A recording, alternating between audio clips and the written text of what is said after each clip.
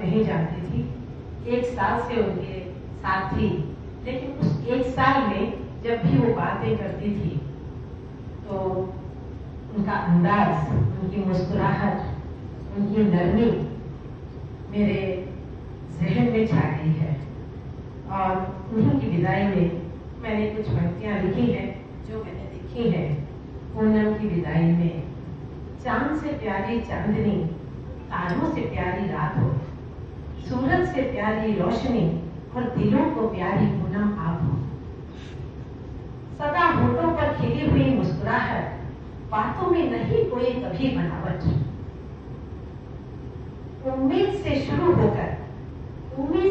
होकर सफर अनुभव पर खत्म होता है। इसका बेहतरीन उदाहरण हमने आप में देखा है।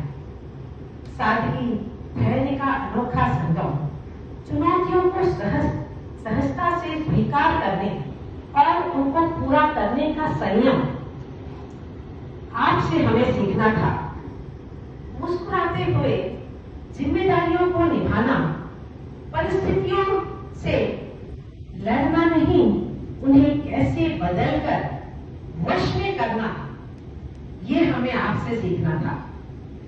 प्रेम से बोलो, सबसे बोलो, मधुर आवाज में बोलो, मगर कैसे, ये आपसे ही सीखना था। बिना विवाद के हर समस्या का हल निकाल लेना भी हमें आपसे ही सीखना था।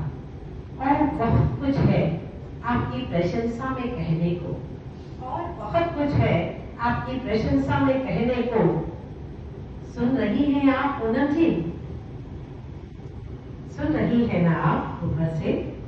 हमें पता है कि आप ईश्वर की प्यारी हैं और हमारे बीच शारीरिक रूप से आज नहीं है, किंतु पर यह है कि मानता ही नहीं है और कहता है कि आप यही है, यही है, यही कहीं है।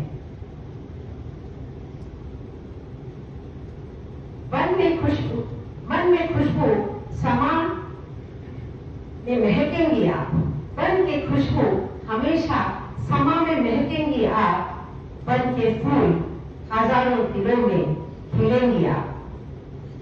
पूनम की याद को हम जब भी निहारेंगे, पूनम की याद को जब भी निहारेंगे, पूनम की चांदनी को हम जब भी निहारेंगे, आपको सितारों के बीच चमकता ही पाएंगे, आपको सितारों के बीच चमकता ही पाएंगे। ओम शांति। पूनम जी।